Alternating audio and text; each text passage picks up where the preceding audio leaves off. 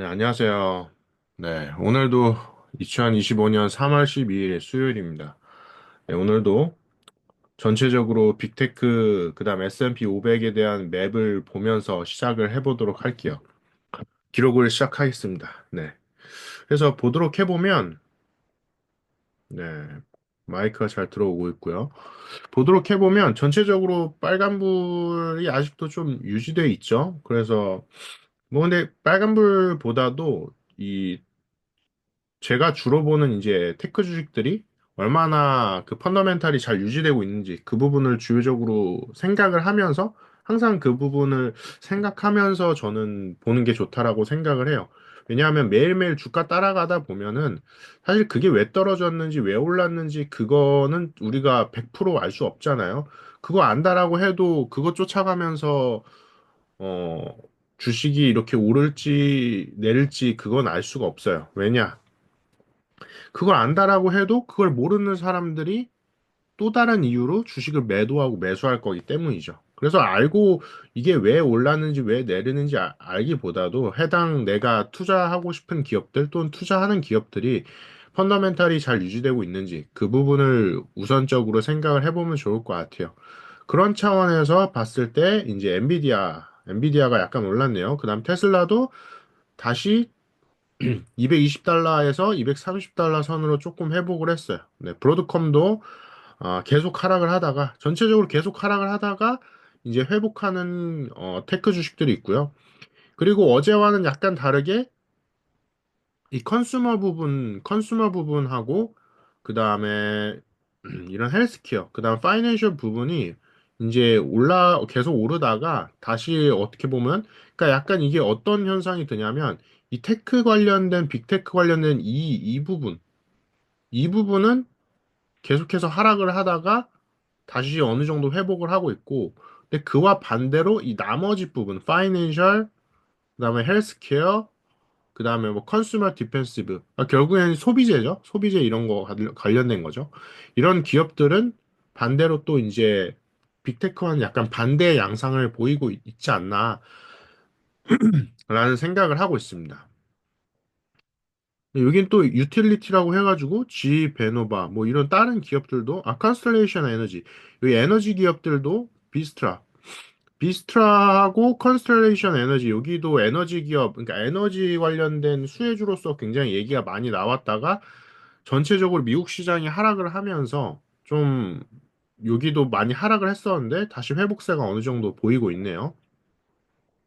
그래서 GPT한테 나온 글을 좀 보도록 해볼게요. 그래서 엔비디아 같은 경우에는 뭐 여지없이 AI 칩 시장으로 나오고 있고, 그 다음에 엔비디아의 최신 GPU RTX 5000 시리즈가 CES 2025에서 공개되면서 좀 관심을 많이 받았습니다. 테슬라도 FSD와 로보택시가 장기적인 전망에 있어서 좀 중요한 부분이죠. 그래서 테슬라 같은 경우가 이제 6월 달에 어떻게 보면 되게 핵심적인 제품들, 서비스가 많이 나오게 될 텐데, 일론 머스크가 이제 한 5월 달까지 또는 이제 1년 동안 장기적으로 봤을 때 좀 더 1년 넘게 도시에서 계속해서 그런 어떻게 보면 세금이나 그런 부분들, 그러니까 돈을 아끼려는 전략들을 이제 국가적으로 계속 한다라고 해요.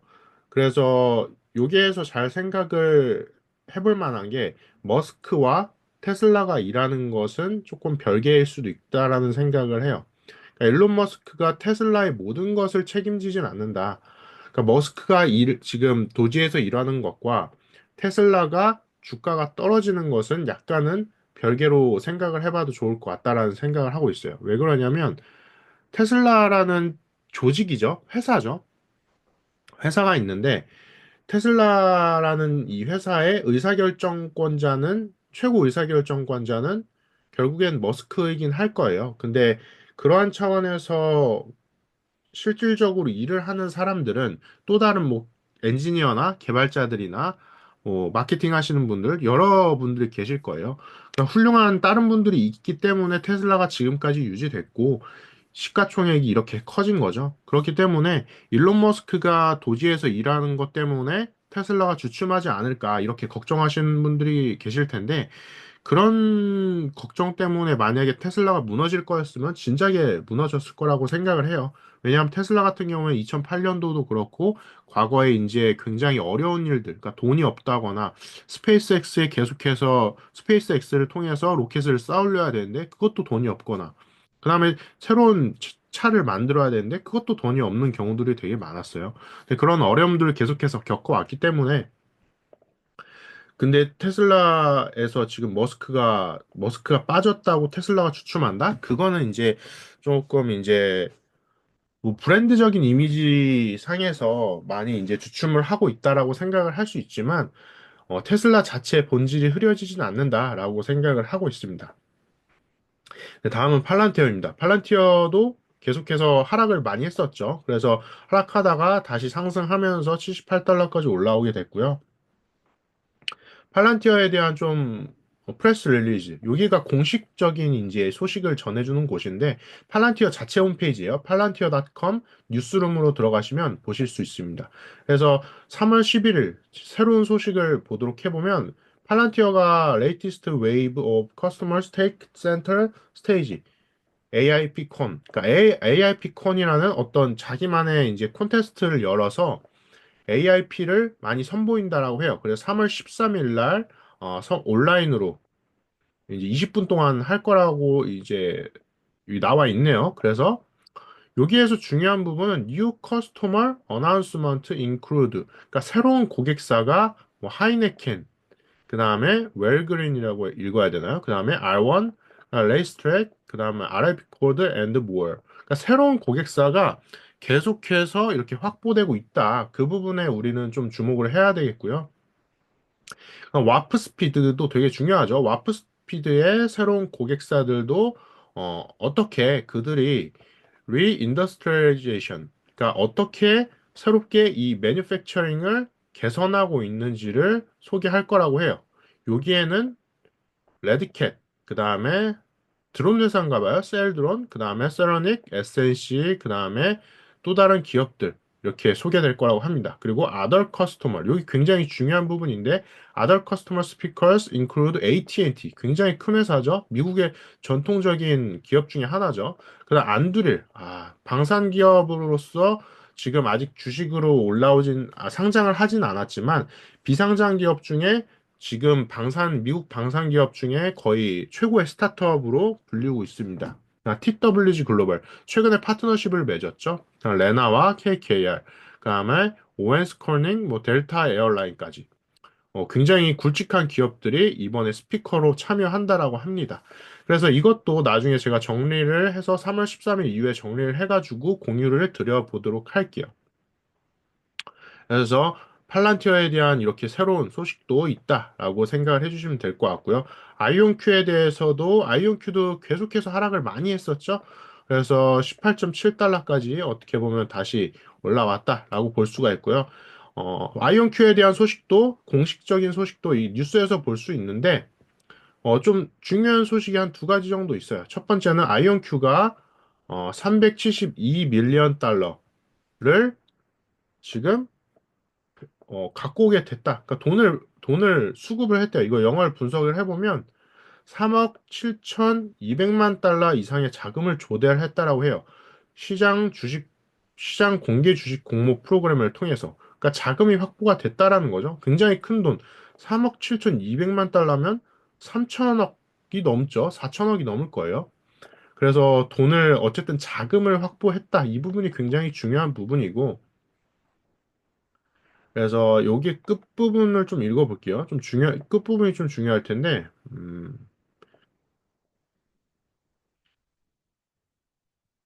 체프만이 CEO인 것 같아요. 그래서 체프만 지난 6년 동안 옵션을 행사하거나 주식을 매각한 적 없대요. 그러니까 내부자 거래가 없었다라는 뜻이죠. 좋은 뜻으로 해석을 돼요. 그래서 그가 매각할 수 있는 주식은 회사에 대한 기득권 지분의 23% 미만에 해당한대요. 그래서 일단은 내부자 거래가 일어나지 않았다.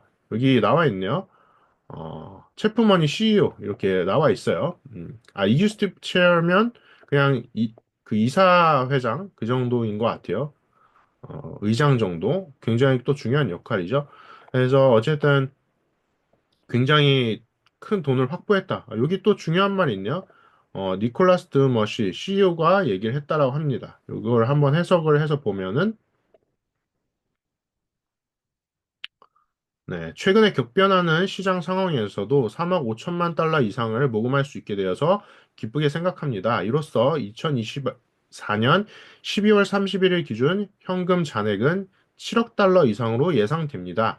이제 양자 컴퓨팅과 양자 네트워크 부분 모두에서 글로벌 리더십을 지속하는 데 필요한 자본을 확보했다고 확신합니다.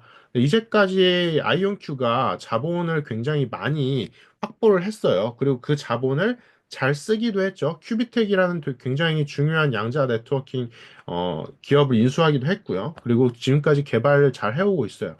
근데 여기에서 한 가지 아쉬운 거는 자본을 확보했고 그 자본을 어떻게 상업화 시켰는지는 아직은 없기 때문에 무리하게 투자할 필요는 없다라고 저는 생각을 하고 있어요. 그래서 또 다른 소식을 3월 11일 날 또 다른 소식을 보도록 해볼게요. 그래서 아이온큐 보안 통신에 대한 강력한 시장 수요를 충족하기 위해서 양자 네트워킹 특허 포트폴리오를 확장합니다. 이 부분이 또 왜 중요하냐면 양자 컴퓨팅이 개발이 되면은 뭐 보안이 많이 뚫릴 거다. 그 다음에 뭐 코인이 다 해킹당할 거다. 뭐 이런 얘기들 많잖아요. 그리고 요즘에 보안 관련된 이슈가, 그다음 AI와 함께 이 보안 관련된 이슈가 계속해서 대두되고 있어요. 그것 때문에 아이온큐도 이 보안 관련된 부분에 굉장히 많이 신경을 쓰고 있다. 그리고 특허를 계속해서 내려고 준비를 하고 있다라는 걸 볼 수가 있습니다. 그래서 이런 걸 통해서 아이온큐가 단순히 양자 컴퓨팅만 하는 게 아니라 보안까지 신경 씀으로써 차별점을 좀 가져가지 않을까라고 생각을 하고 있고요. 계속해서 아이온큐가 이런 인수나 계약 관련된 소식도 이렇게 포함되어 있고요. 이거 보도록 해보면 양자 네트워킹에 10년 이상 투자해온 큐비텍과 네, 굉장히 중요한 기업이죠. 아이온큐의 발전과 성과로 미국 공군연구소 AFRL과 5,450만 달러와 2,110만 달러에 달하는 양자 네트워킹 계약을 두 건 체결했습니다. 또한 아이온큐는 양자 네트워크 인프라 구축 및 설치를 위해 미국 정보 및 보안 응용 연구소 LIS와 570만 달러 규모의 계약을 체결했습니다. 라고 합니다. 그래서 계속해서 어떻게 보면 아이온큐도 이렇게 계약 관련된 또는 인수 관련된 소식들을 이렇게 공식적으로 이렇게 말을 하고 있어요. 그렇기 때문에 아이온큐에 대해서 조금 두려움이 많이 갖고 계신 분들이 계실 텐데 이렇게 공식 홈페이지를 통해서 꼭 계약 소식들을 확인을 해보시길 바랄게요. 그래야지 이 투자를 하시는 데 있어서 좀 더 정확한 정보, 확실한 정보를 얻을 수 있습니다. 뉴스를 보는 것만으로는 좀 불충분한 부분이 있어요. 불확실한 부분도 많고요. 그렇기 때문에 이런 공식 홈페이지를 꼭 방문을 해보시기 바랄게요. 다음으로 구글과 아마존. 네, 구글과 아마존도 큰 뭐 하락이나 상승, 그다음 그런 거 없이 잘 가고 있고요. 일단은 네, 그렇게 구글하고 아마존, 애플 같은 경우에는 어떻게 보면 정말 다각적으로 일을 하는 회사죠. AI도 하고, 그다음 하드웨어도 하고, 그다음에 뭐 이커머스도 하고, 광고도 하고 다 하는 회사들이에요. 물론 부분적으로 다른 부분이 있죠. 근데 그 부분적으로 다른 부분이 사실 그렇게 크게 뭐 영향을 미치지는 않는다. 구글 같은 경우에 광고가 가장 큰 회사였는데 요즘엔 AI, 그다음 웨이모라는 자율주행차 그거 있죠. 아마존 같은 경우에는 아마존도 AI를 하긴 하지만 아마존은 이제 AWS에다가 AI를 올리는 식으로 AI를 서비스한다. 그러니까 AI를 직접 만들다기보다 AI를 갖고 와서 서비스한다. 이런 약간 중개자적인 느낌이 들어요. 그래서 아마존도 계속해서 살펴보면 좋을 것 같고요. 그다음 애플 같은 경우에는 최근에 아이폰 6E가 출시가 됐는데 그렇게 뭐 얘기가 뭐 폭발적으로 좋지는 않아요. 그래서 중국이나 그다음에 북미에서 앞으로 어떻게 계속해서 판매가 되는지를 지켜봐야 할 것 같습니다. 네, 브로드컴도 마찬가지로 큰 소식이 나오게 되면은 또 살펴보도록 할 거고요. 전체적으로 펀더멘탈이 그렇게 흔들리지는 않는 시장의 소식이었습니다. 그다음 마지막으로 제가 이 해외 증시 폭락, 그러니까 최근에 미국 증시가 기술주 위주로 이제 하락을 하게 됐는데 그 이유에 대해서 간단하게 살펴보도록 할게요. 먼저 전체적으로 하락을 했는데 첫 번째 주요 원인을 보도록 해보면 트럼프 대통령이 관세 정책 이런 것들을 계속 왈가왈부하면서 시장에서 신뢰가 조금 부족하지 않았나라는 이유가 있습니다. 그래서 시장은 트럼프의 말을 더 이상 믿지 않는다라는 입장도 보이고 있고요. 두 번째 기술주의 급락 부분이 있습니다. 아까 이 맵을 통해서 볼 수 있는 게 우리가 생각해 볼 수 있는 게 뭐냐면 이 기술주가 하락을 하게 되면은 정말 이 S&P 500의 전체적인 흐름이 많이 흔들리구나라는 걸 볼 수가 있어요. 그래서 테슬라는 인도량 전망 하향과 더불어 일론 머스크가 사업 운영이 어렵다라는 발언을 했어요. 근데 이 부분이 뭐냐면 테슬라가 어렵다라는 뜻과는 좀 반대라고 생각을 하시면 좋을 것 같아요. 그러니까 도지라는 사업 운영을 하다 보니까 테슬라를 같이 동시에 운영을 하다 보니까 힘들다 이런 정도지 사업 자체가 어렵다. 지금 테슬라가 위험하다는 뜻으로 받아들이면서 사람들이 투자 심리가 조금 악화되는 요인이 있었어요. 그러니까 테슬라가 하락되는 원인도 굉장히 다양하다라고 볼 수가 있고요. 세 번째로는 환율과 원재재 시장 변화가 있습니다. 그래서 원달러 환율이 1,460원대로 상승을 했고요.